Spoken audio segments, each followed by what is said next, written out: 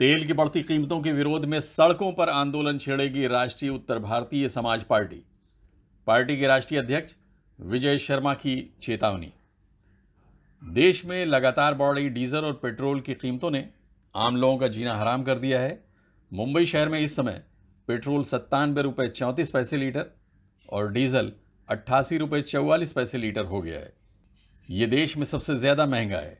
इनकी लगातार बढ़ रही कीमतों के विरोध में विपक्षी पार्टियां अपनी आवाज़ उठाने लगी हैं। राष्ट्रीय उत्तर भारतीय समाज पार्टी के राष्ट्रीय अध्यक्ष विजय शर्मा ने पेट्रोल और डीजल की बढ़ती कीमतों पर अपनी नाराज़गी जताते हुए सरकार के इस फैसले के खिलाफ सड़क पर उतरकर आंदोलन करने की चेतावनी दी है। विजय शर्मा ने कहा कि अब देश का युवा कारपोरेट में बैठे चंद लोगों को पेट्रोल और डीजल की कीमतें मनमानी तरीके से तय नहीं करने देगा। हम करेंगे इसके विरुद्ध, हम लड़ाई लड़ेंगे सर, जो भी है लड़ाई लड़ेंगे। और हमने कमर कस लिया है। हम गवर्नमेंट को 1 महीने का अल्टीमेटम देते हैं। अगर 1 महीने में गवर्नमेंट 20 रुपए पेट्रोल और डीजल का दाम नहीं घटाती है तो पूरे देश में राष्ट्रीय उत्तर भारतीय समाज पार्टी के युवा से मैं आह्वान करता हूं, महिलाओं से आह्वान करता हूं, युवाओं से आह्वान करता हूं, बच्चों से आह्वान करता हूं कि आप लोग घर से बाहर निकलिए और पेट्रोल और डीजल, अब इसके पेट्रोल और डीजल के दाम अब संसद में बैठ के लोग तय नहीं करेंगे। पेट्रोल डीजल के दाम अब वो बड़ी बड़ी कंपनियां, घूसखोर कंपनियां तय नहीं करेंगी।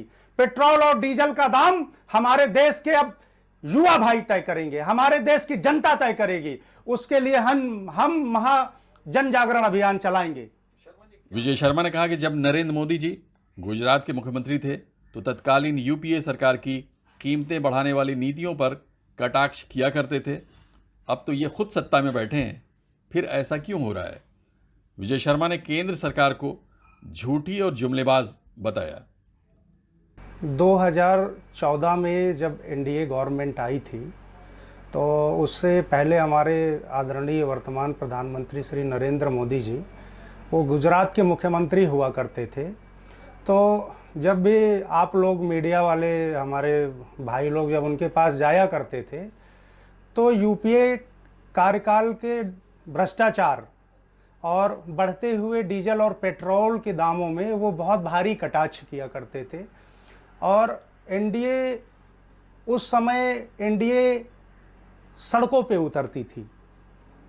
डॉक्टर मनमोहन सिंह जी जब प्रधानमंत्री थे देश के।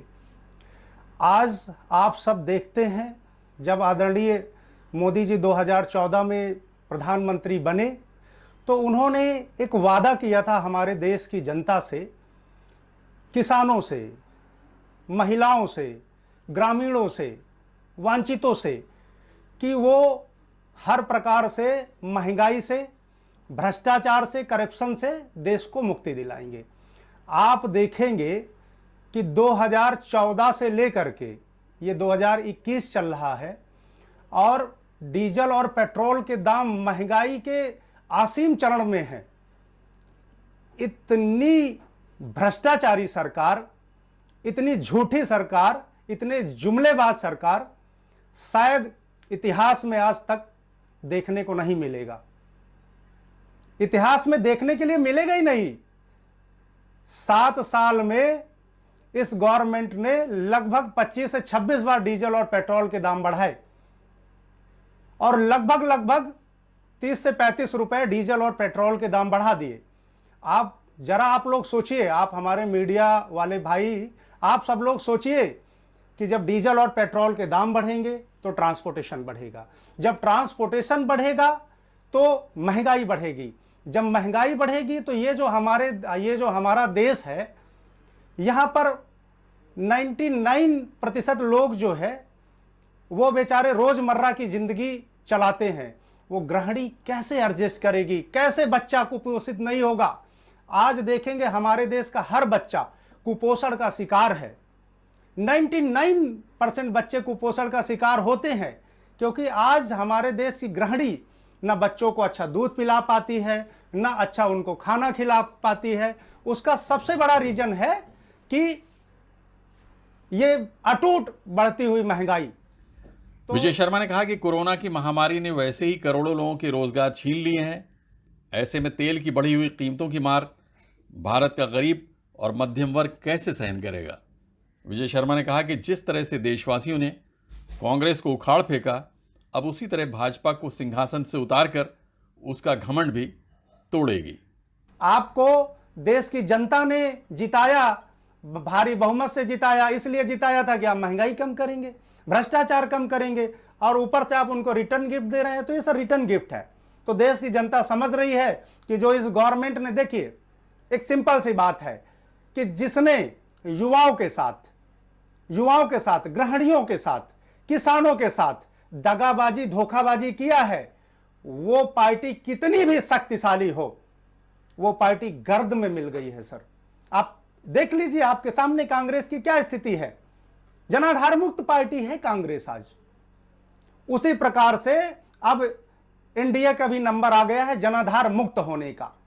तो बहुत जल्दी इनका घमंड भी टूटेगा और इनका सिंहासन भी टूटेगा, क्योंकि ये ज्यादा दिन तक अब नहीं चल पाएगा। लोग समझ गए सर, समझ गए पूरे तरीके से। राष्ट्रीय उत्तर भारतीय समाज पार्टी मुंबई वासियों के लिए एक नई राजनीतिक पार्टी है, लेकिन इस पार्टी का नेतृत्व इस समय एक युवा नेता विजय शर्मा के हाथ में है। इसलिए बड़ी संख्या में देश के युवक इस पार्टी की ओर आकर्षित हो रहे हैं। Abid Naqvi, press 9 news, Mumbai.